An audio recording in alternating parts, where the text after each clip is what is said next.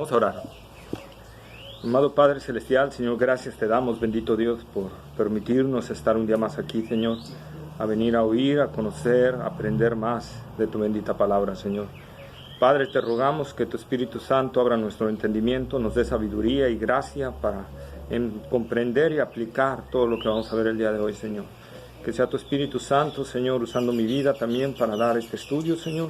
Y a cada uno de nosotros nos abras el corazón, nos abras el entendimiento y abras nuestros oídos, Señor, para poder, Señor, escuchar tu voz y poder, Señor, obedecerla, Señor. Gracias, Padre. Te pido que tomes control de toda la situación, que tomes control a fin de que nada nos distraiga, Señor. Y, Padre, clamamos también para que tú obres en corazones, Señor, que vengan, Señor, y se puedan regocijar también en tu palabra. Te lo pedimos todo en el nombre glorioso de Cristo Jesús. Amén. Amén, Padre.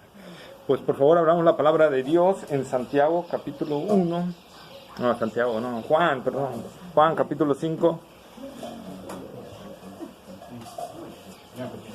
Juan capítulo 5, versículos 19 al 24. Aunque solo vamos a ver hasta el 21, pero...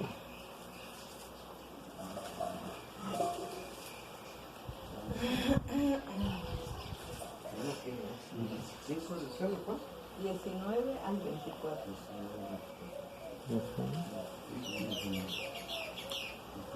¿Pueden ya? Dice la palabra del Señor.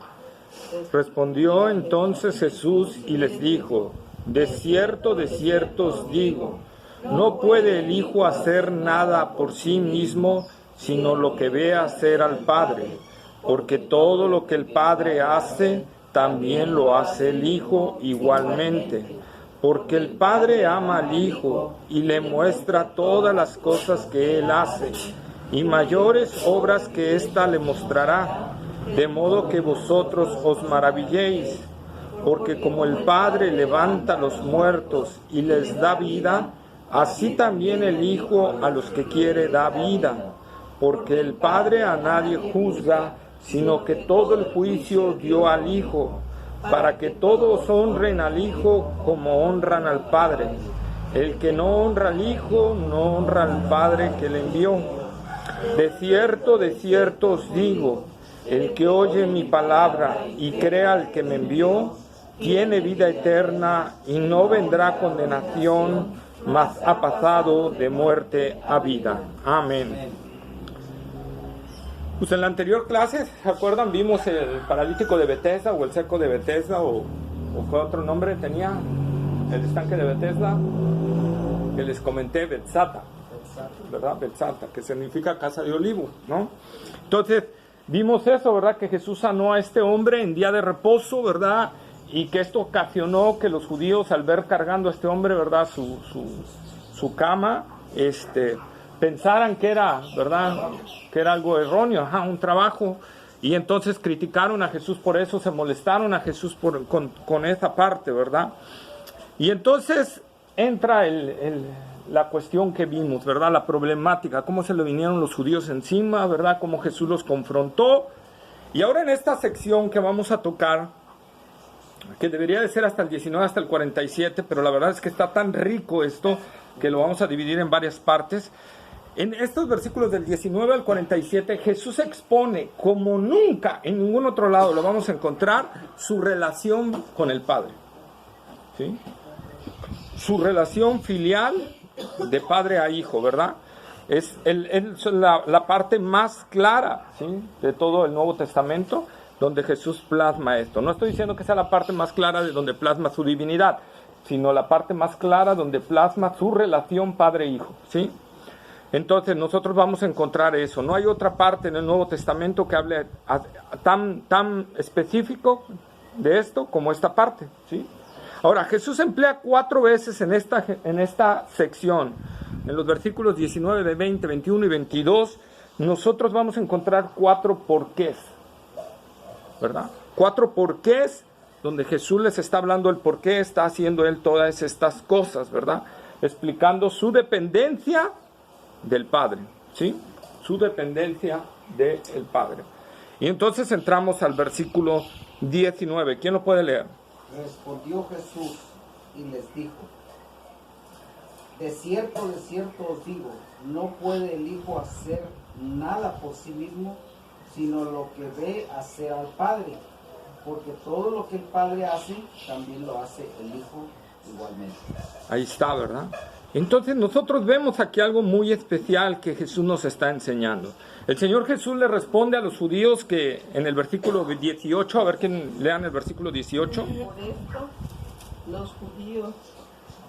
Por esto los judíos aún más procuraban matarle, porque no solo quebrantaba el día de reposo, sino que también decía que Dios era su propio Padre, haciéndose igual a Dios. ¿Verdad? Entonces Jesús ya había declarado que Él era el Señor del día del reposo, ¿verdad? Que su Padre se había confiado con el Padre.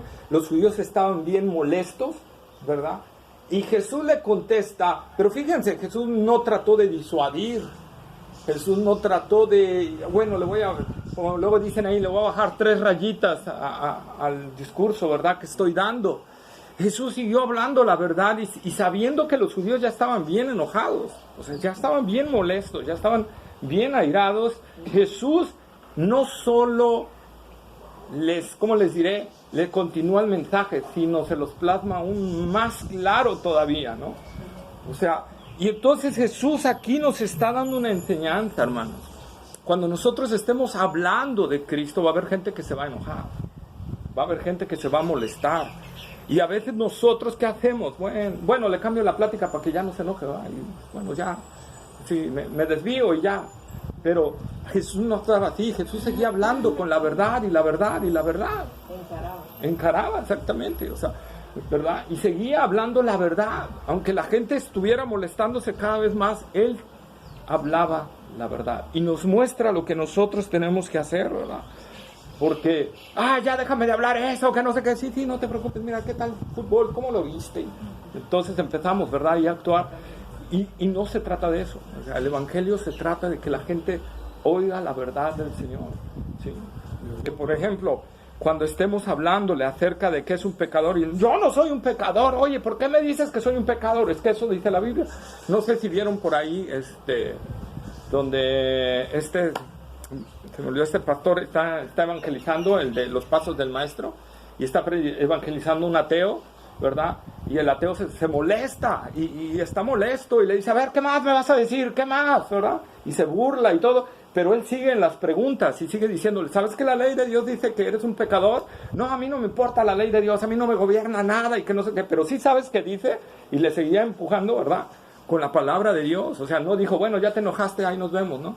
Entonces, seguir con la verdad, hermanos, porque huir la verdad es darle a veces la razón a la otra gente, ¿verdad?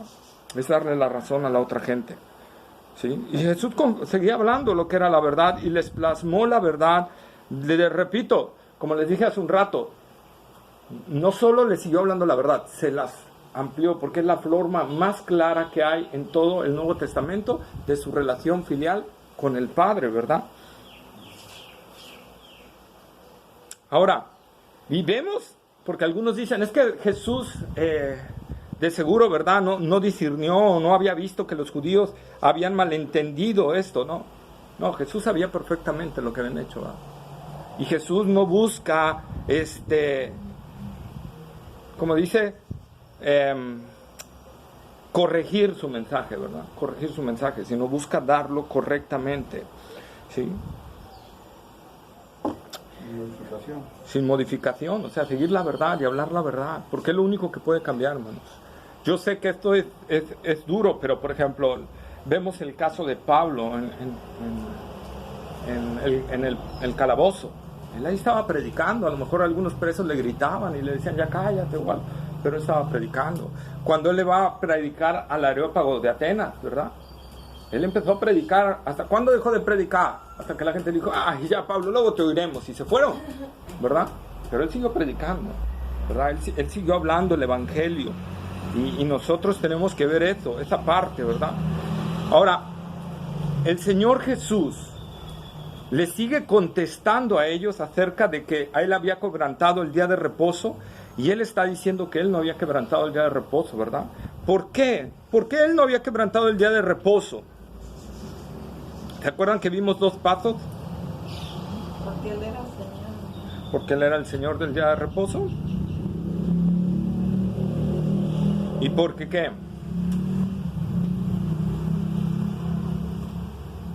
Como Dios no había quebrantado el día de reposo y como hombre no había hecho nada que no correspondiera a algo que se podía hacer en el día de reposo, ¿verdad? Entonces nosotros vemos aquí lo que Jesús les está diciendo: yo solo hago lo que veo hacer al Padre, ¿verdad? Yo solo hago, en el versículo 19, léanlo para que llevemos la conciencia. Respondió entonces Jesús y le dijo: de cierto os digo, no puede el Hijo hacer nada por sí mismo, sino lo que ve hacer el Padre, porque todo lo que el Padre hace también lo hace el Hijo igualmente. Esto está conectado con lo mismo, con lo del día de reposo.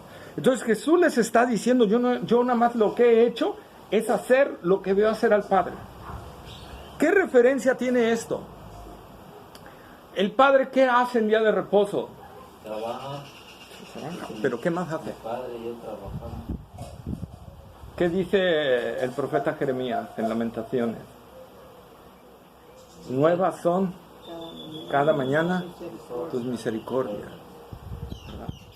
El día de reposo Dios sigue mandando misericordia sobre nosotros. ¿Qué hizo Jesús con el paralítico? Hizo misericordia. Entonces Él dice: yo solo hice lo que hace el Padre en día de reposo. ¿Sí? Lo que hace el Padre en día de reposo. Entonces, todos los días para nosotros nos llueve misericordia. Yo hice misericordia este día, por lo tanto no tengo nada de qué ser juzgado. Vamos a Juan capítulo 14, versículo 9 al 11.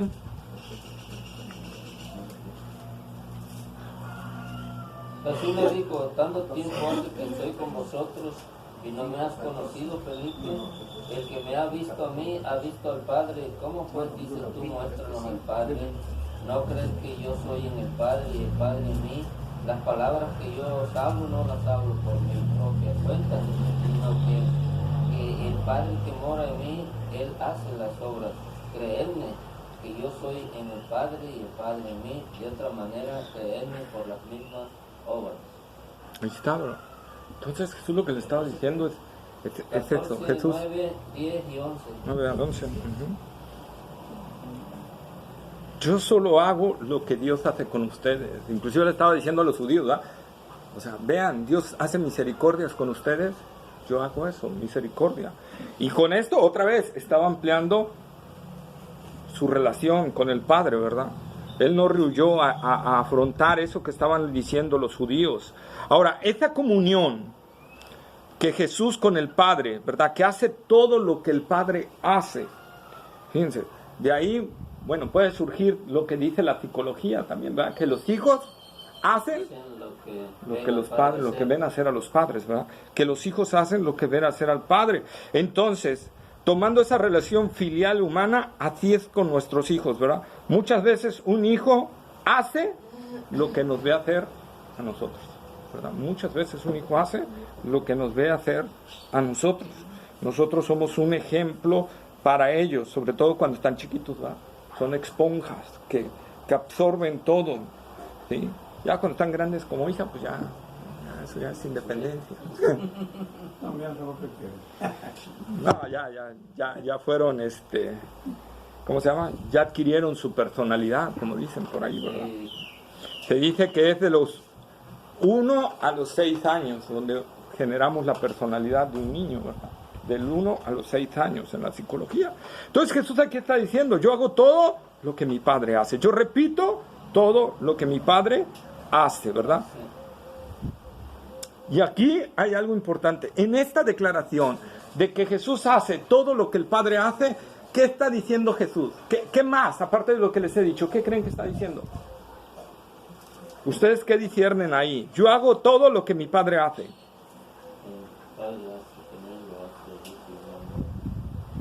Dice en el 18, haciéndose igual a Dios. Era por eso que los judíos le daba coraje, ¿no? ¿Le daba coraje? Entonces, en esa expresión que Jesús dice: yo hago todo lo que el Padre hace, ¿qué está diciendo Jesús? Declarándose que Él mismo era Dios. Y declarando que además. Declarando que Él tenía la facultad y la potestad de hacer lo que hacer lo que él... Lo que el Padre hace. Lo que el Padre hace. ¿Y a eso cómo le llamamos? Misericordia. No. Ibas bien, ibas excelente. Soberanía. No. Todo lo que el Padre hace. ¿Qué atributo es? Dios puede hacer todo. ¿Qué atributo es? Todopoderoso. Todopoderoso, ¿verdad? Entonces, si el Padre, si Jesús puede hacer todo lo que el Padre hace, Jesús también es omnipotente, ¿verdad? O todopoderoso, ¿sí? Omnipotente. Y es lo que les estaba diciendo ahí también Jesús a los judíos.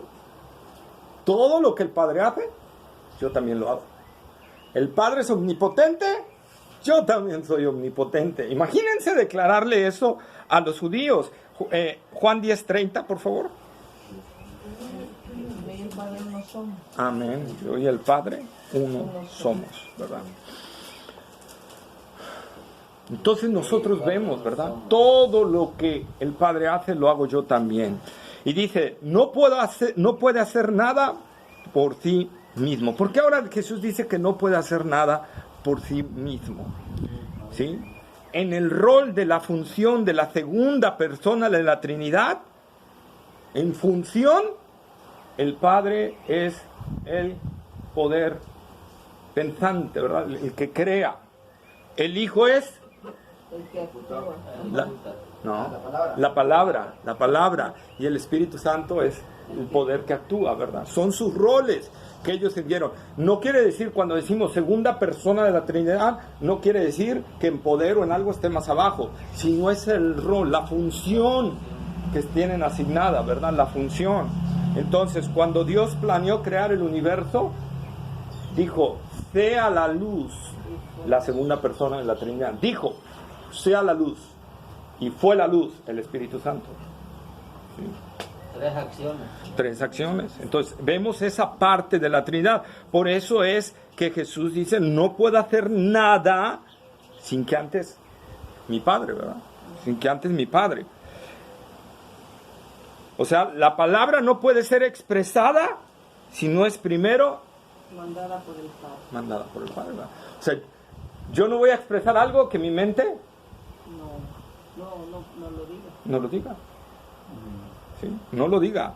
¿Sí? Entonces, por eso es que nosotros vemos en Juan 1:1 que el verbo era Dios. O sea, pero ese verbo en función y en rol es la palabra. Por eso, y ahí es donde entendemos cuando Jesús dice el día y la hora, nadie lo sabe. Solo mi Padre. Solo mi Padre que está en los cielos. Buenas, bienvenida, doña Carmelita, siéntese. Sí, gracias.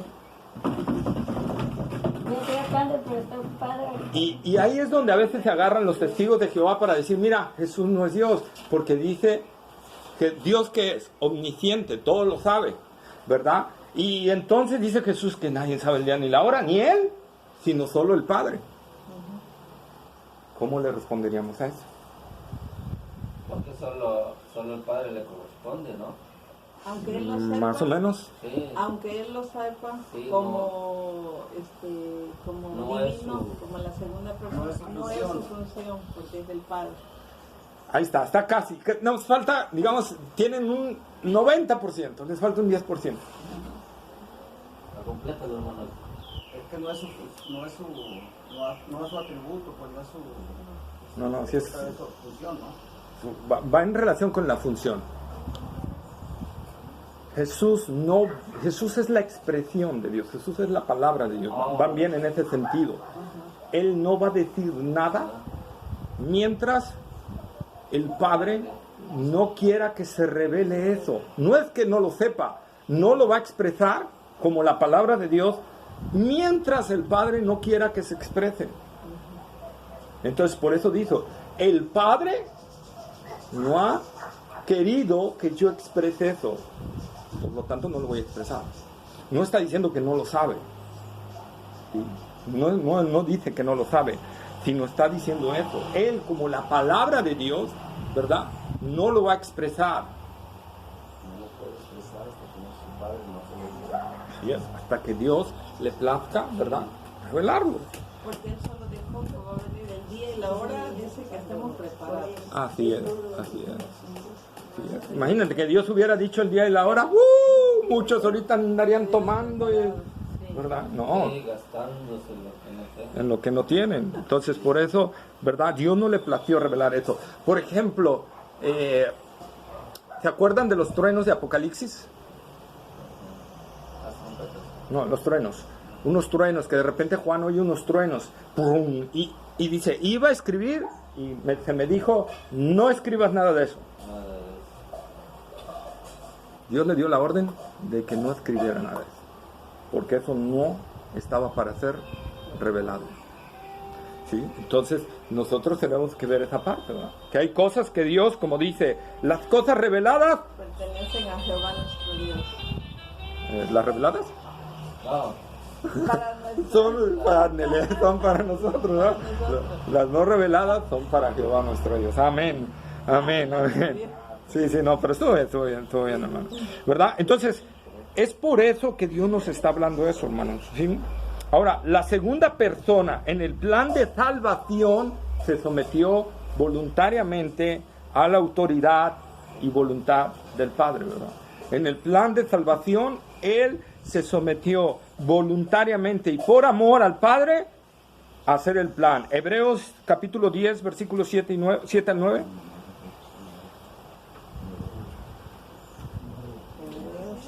Capítulo 10, 7 al 9.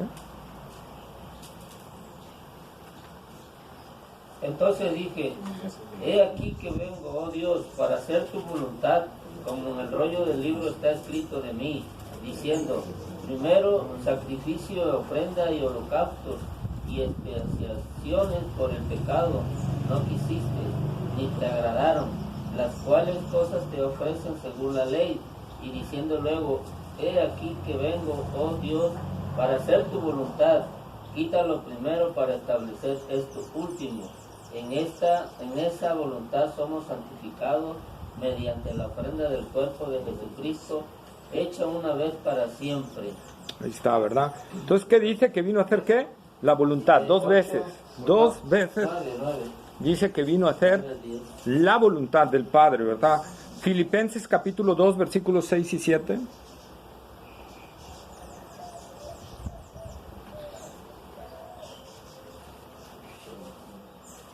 ¿6 y 7? Uh-huh.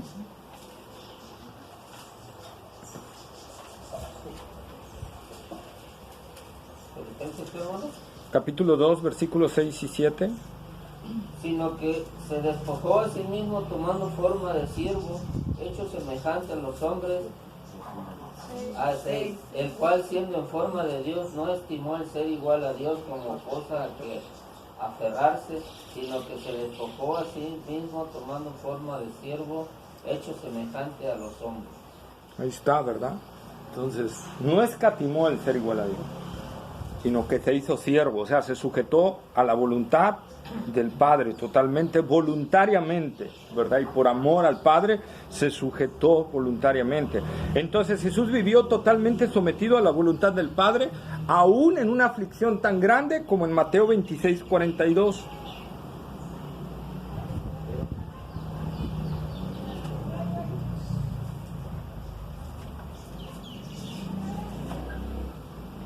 Mateo 26, 42. Otra vez fue y oró por segunda vez diciendo, Padre mío, si no puede pasar de mí esta copa sin que yo la beba, hágase tu voluntad. Ahí está, ¿verdad? Hágase tu voluntad. Padre mío, si quieres, pasa de mí esta copa, pero no se haga mi voluntad, sino la tuya. ¿Sí? Entonces, un sometimiento a la voluntad. Y como dijo, ¿verdad?, el apóstol también, que Jesús nos dejó ejemplo a seguir, y en este ejemplo nos deja seguir también, a sujetarnos a la voluntad de Dios en todo lo que hagamos. Debemos de ser también como el salmista dice, Salmo 48, Salmo número 40, versículo 8. El hacer tu voluntad, Dios mío, me ha agradado, y tu ley está en medio de mi corazón. Ahí está, ¿verdad? El hacer tu voluntad, oh Dios mío, me ha agradado. A ese punto nosotros tenemos que llegar, ¿verdad? A que la voluntad de Dios sea agrado para nosotros. Sea de agrado. Y a veces la voluntad de Dios no es de agrado. a nuestra carne, pero nuestro espíritu, a nuestra alma tiene que ser de agrado. A Jesús le fue de agrado la oración del huerto de Getsemaní cuando sabía que lo iban a crucificar, lo que le esperaba, ¿no? Dice la Biblia que hasta grandes gotas de sangre, ¿verdad? Sudaba. La agonía era bastante fuerte, pero el hacer tu voluntad, oh Dios, me ha agradado. ¿Qué dice Hebreos, verdad? 12, creo que es el versículo 1 o 2, no lo traía aquí, pero ahorita me acordé. Por el cual puesto el gozo delante de él, sufrió la cruz, menospreciando.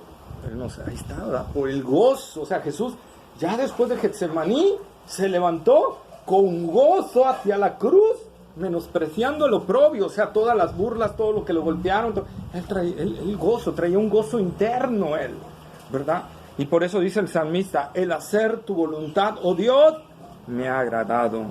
Salmo 143, 10.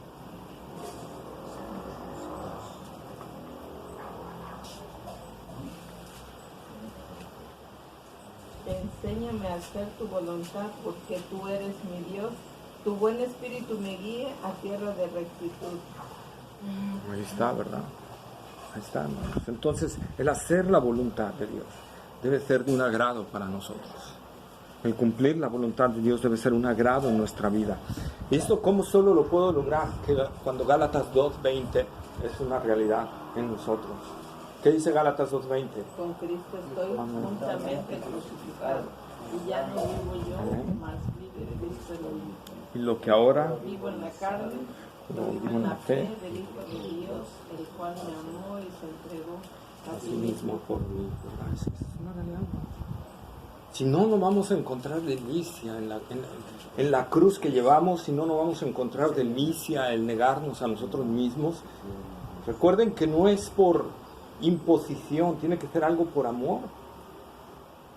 Tiene que ser todo lo que Jesús está pidiendo, tiene que ser voluntariamente y en amor. En amor, ¿verdad? Juan 5:20.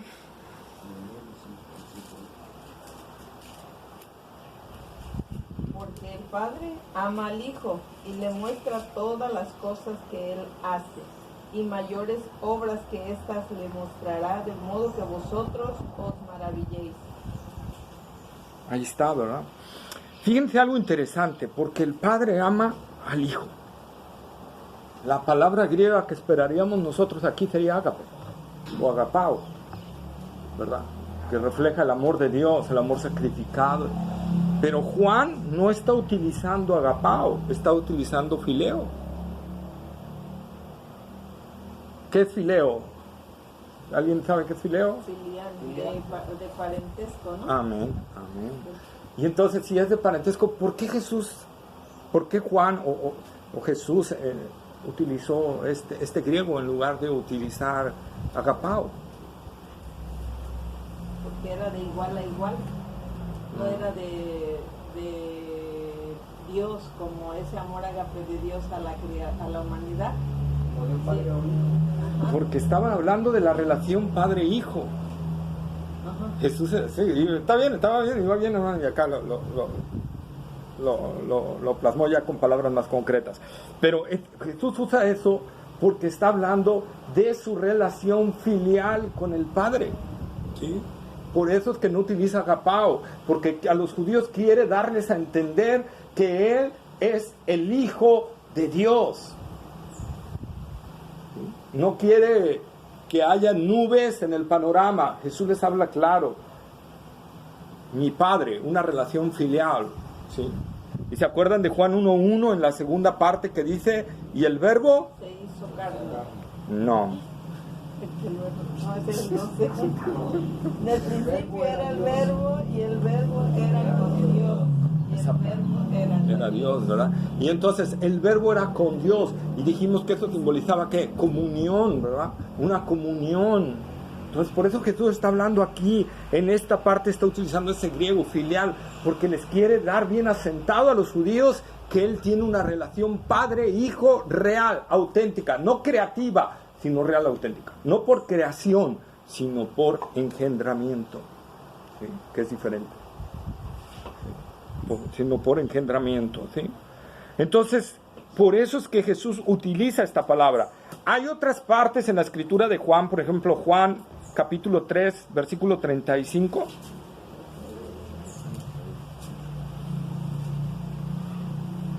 El Padre ama al Hijo y todas las cosas ha entregado en su mano. Ahí está, Juan 17, 26. 7:26.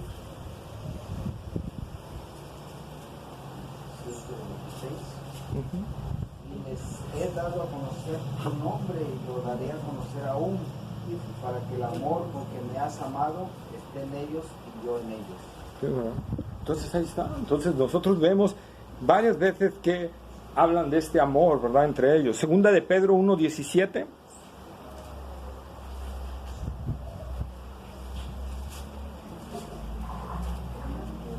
Pues cuando él recibió de Dios Padre honra y gloria, le fue enviada desde la magnífica gloria una voz que decía: este es mi Hijo amado, en el cual tengo complacencia. Amén. ¿Verdad? Entonces, este es mi Hijo amado, ¿verdad? Este es mi Hijo amado. Nosotros entonces vemos, hermanos, el amor intratrinitario. Ahora, recordando las clases que estamos viendo los domingos en la tarde, ¿qué llevó a Cristo a la cruz, aparte de obedecer al Padre? ¿Qué llevó a Cristo a la cruz? El amor a su Padre. El amor al Padre, ¿verdad? El amor al Padre, el complacer a su Padre, ¿verdad? Ese es el punto primordial y más grande.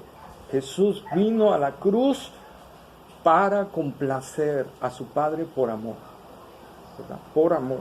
Y Él se entregó voluntariamente. Por eso hablamos de la obediencia objetiva y subjetiva del Señor Jesucristo, ¿verdad? Una obediencia que nació de Él. No, nadie le obligó. La ley no le obligó a hacer algo. De Él salió a hacer eso, ¿sí? Entonces, esta es la parte, ¿verdad? Otra vez repitamos 5:20, por favor.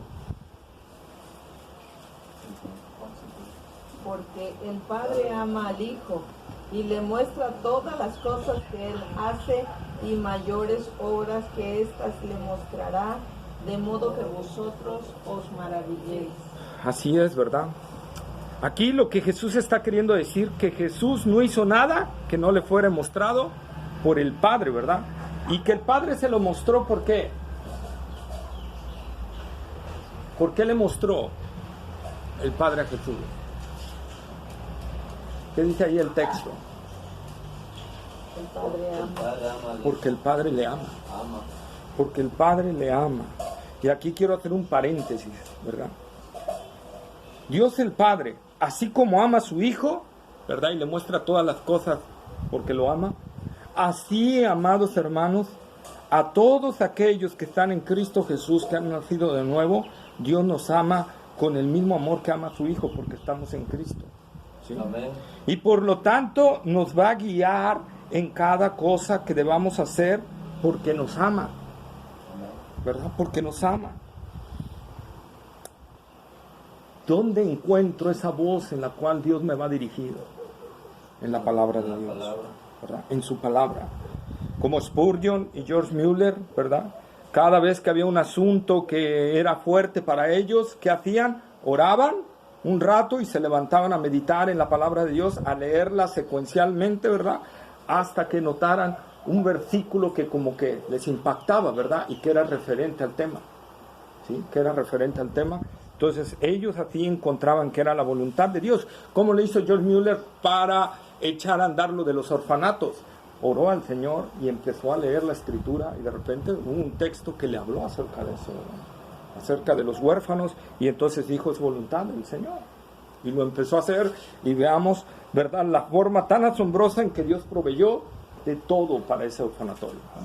De todo, sin faltar nada. Entonces, hermanos, eso es lo que nosotros, cada que tengamos que tomar una decisión, orar y buscar en la palabra con respecto a ese tema, ¿qué es lo que tengo que hacer, verdad? ¿Qué es lo que tengo que hacer? Y entonces Jesús sigue diciendo: mayores obras que esta, que le mostrará, de modo que vosotros os maravilléis. Los milagros que Jesús está haciendo, ¿verdad?, son lo que el Padre le está mostrando hacer. Todos los milagros que Jesús hizo anteriormente, los que hizo en ese momento el de Bethsaida, no es por la voluntad de Jesús, porque Jesús quiso sanar, es porque el Padre le mostró que tenía que sanarlos. ¿Sí? Que tenía que sanarlos, ¿verdad? Que tenía que sanarlos. O sea, el resucitar a Lázaro, un muerto de 4 días que ya apestaba, ¿verdad? Es que Jesús, es que el Padre le dijo. Para mostrar quién era Él. Todas estas cosas, y exactamente, ¿verdad? El Padre las planeó ¿para qué? Para que los judíos pudieran ver que Él era el enviado de Él. El que Él había hablado desde el Antiguo Testamento. Que vieran los milagros portentosos. ¿Qué dijo Nicodemo? Sabemos que vienes de Dios porque nadie hace las cosas que tú haces si no está Dios con Él. ¿Verdad? Entonces, el Padre le mostraba todo lo que tenía que hacer y Jesús lo hacía. ¿Verdad? Y Jesús lo hacía. ¿Sí? Resucitar a un muerto, sanar a un leproso, limpiar a un ciego, darle vista a un ciego, abrirle los oídos a un sordo. Todo eso es lo que Jesús estaba diciendo. Ahora dice, mayores todavía van a ver. ¿Qué habían visto hasta ahorita, hermanos? ¿Qué milagros habían visto? Las bodas de Canaán. Las bodas de Canaán, el agua hecha vino. El paralítico. El sanamiento del hijo del noble. El sanamiento del hijo del noble, ¿verdad? La limpieza en el templo de Jerusalén. La limpieza en el templo de Jerusalén. ¿Qué faltaba por ver? La resurrección de Lázaro, 4 días de muerto, ¿verdad? Pero había un milagro que iba a superar a todos. La resurrección. Amén. La resurrección de Cristo de los muertos. Ese es el milagro por excelencia, hermanos. Ese es el milagro por excelencia. La resurrección de Cristo de los muertos. El Padre me ha dado potestad de tomar mi propia vida, de darla y poderla tomar. Ese es el pilar fundamental, junto con la cruz de Cristo, de todo el cristianismo. Si la resurrección de Cristo se cae todo el cristianismo. Primera de Corintios capítulo 15 versículos 16 al 20.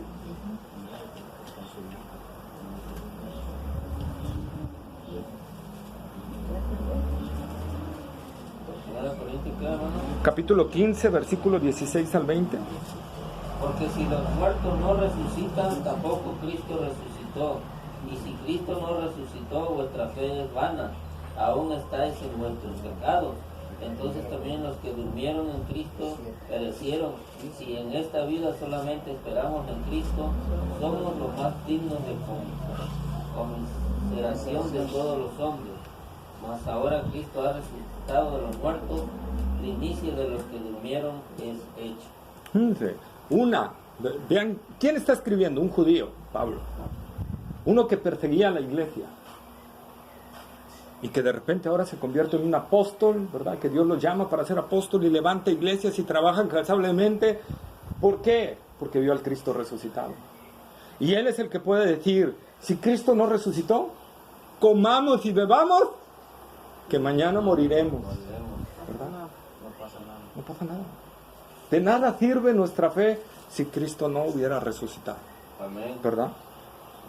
Hubiera muerto en la cruz, derramó su sangre y todo, pero si Cristo no hubiera resucitado, no hubiera valido de nada. ¿Por qué? Porque es la señal del poder de Dios. Usted lo acaba de decir, es el milagro más grandioso de la humanidad. Sí, pero ¿por qué Cristo? ¿Por qué no solo fue la sangre derramada? Se los expliqué en una clase el domingo en la tarde. Para la ira de Dios, por soportar la ira de Dios. No. Fue derramada toda la ira de Dios. Fue derramada, pero cuando mientras estaba vivo, murió, ok. Pero si Cristo no hubiera resucitado, ¿por qué vana sería nuestra fe? porque no existiría el Espíritu Santo. No, el Espíritu Santo ha existido siempre, hermano. No. Sí, porque es la tercera persona. Porque es la tercera persona de la Trinidad. ¿Que la muerte no habría sido vencida? Ahí va, la muerte no habría sido vencida. No la tenía, pero es una respuesta aceptable. Es una respuesta aceptable, ¿verdad? Porque la muerte no hubiera sido vencida, ¿verdad? Acuérdense cuando les explicaba, hermanos. ¿Qué pasaba si el sumo sacerdote no salía del lugar santísimo y moría? No le había agradado a Dios el holocausto. El holocausto. Si Cristo no hubiera resucitado, significaría que a Dios no le agradó el sacrificio. No le hubiera agradado el sacrificio. Entonces, vano hubiera sido el sacrificio. Vano. Como vano en el Antiguo Testamento cuando morían los sumos sacerdotes adentro porque Dios no había aceptado el sacrificio. Era vano el sacrificio. Vano la sangre de los animales. Así con Cristo. Hubiera sido vano si Cristo no hubiera resucitado porque no hubiera salido del lugar santísimo. ¿Sí? Para la señal que no le había agradado. Así es, ¿verdad? Entonces, esa es la parte que nosotros tenemos que ver, ¿verdad? Por eso es pilar del cristianismo la resurrección de Cristo. Por eso, como este periodista ateo que se convirtió, ¿verdad? Cuando le preguntó a un cristiano, ¿cómo puedo desmentir el cristianismo? Pues comprueba que Cristo no resucitó y con eso lo destruyes, ¿verdad? Y empezó a indagar porque su esposa se había convertido al cristianismo y él no quería, ¿verdad? Y entonces empezó a indagar. ¿Y qué pasó? Al final tuvo que doblar sus rodillas porque no hay otra forma más que Cristo resucitó, ¿verdad? Y lo está diciendo un hombre que antes perseguía a la iglesia, pero el Cristo resucitado se le apareció, ¿verdad? Y ahora es el apóstol Pablo, ¿verdad? El apóstol Pablo. Amén. Ahora, fijémonos que no dice, ¿verdad? De modo que os convirtáis, en Juan 5:20, de modo que os convirtáis, dice, de modo que ¿qué? Vosotros os maravilléis. De modo que se maravilléis, ¿verdad? Entonces, hermanos, las señales no son para que las personas sean salvas, sino para que las personas puedan analizar y entender la naturaleza de Dios o de Cristo, en este caso. Que es una maravilla, exactamente, que es algo superior a lo humano, ¿verdad? Superior. Y es así como el apóstol Pablo lo dice en Romanos 1:20.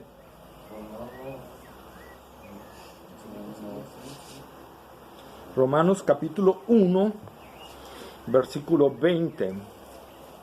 Porque las cosas invisibles de Él, su eterno poder y deidad, se hacen claramente visibles desde la creación del mundo, siendo entendidas por medio de las cosas hechas, de modo que no tienen excusa. Ahí está, ¿verdad? ¿Qué dice?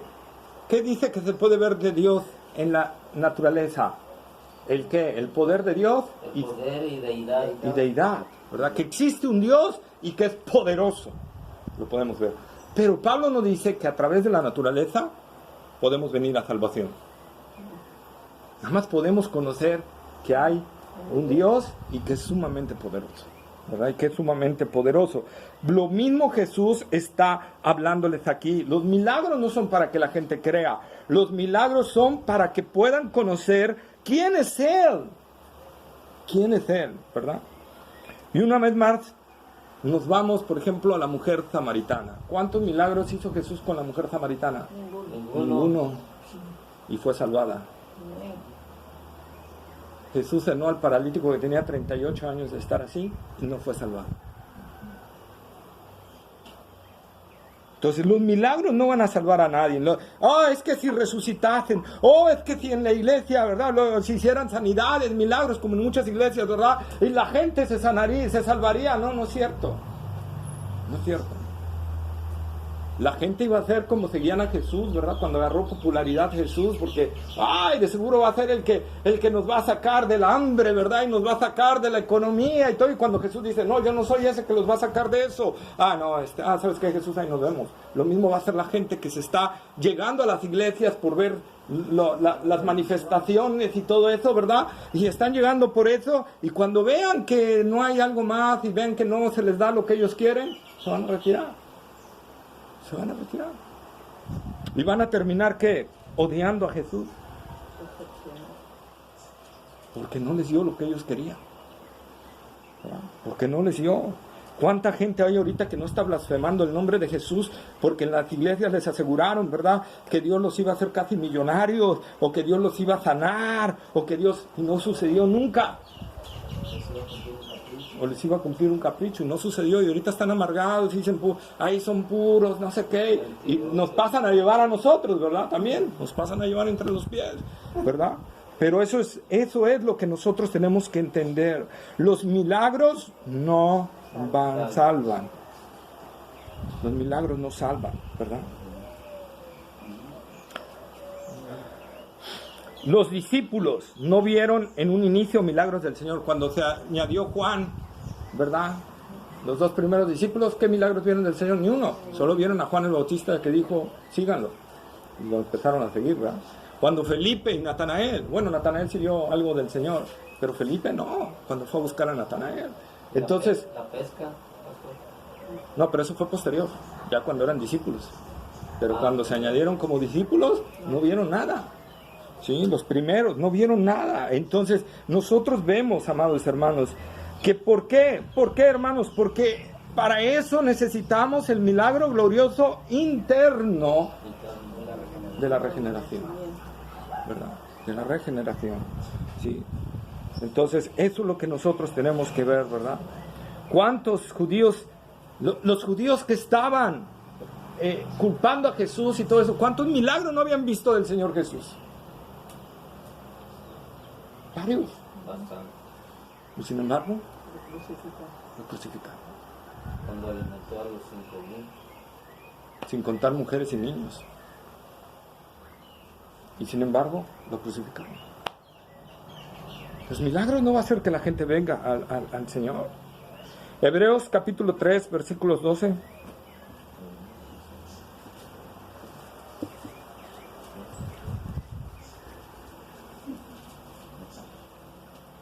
Mirad, hermanos, que no haya en ninguno de vosotros corazón malo de incredulidad para apartarse del Dios vivo. Fíjense, hermanos, esta exhortación que va en tono al tema. Los judíos, muchos seguían a Jesús y luego se apartaron.